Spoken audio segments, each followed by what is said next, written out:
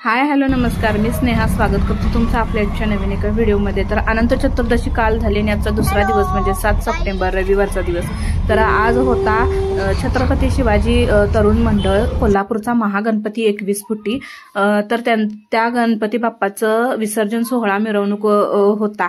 तर ते पाहण्यासाठी आणि बाप्पाचं दर्शन घेण्यासाठी आम्ही गंगावेशकडे जात होतो, कारण मिरवणूक जी होती ती छत्रपती शिवाजी चौकातून गंगावेशकडे रवाना झालेली होती आणि गंगावेश जवळ पोहोचतच आलेली होती आणि आम्हाला जाता जाता ट्रॅफिक लागलं, त्यामुळे रस्ते इतर पर्यायी मार्ग शोधून आम्ही तिथेपर्यंत पोहोचलो। तर व्हिडिओ कंटिन्यू करा।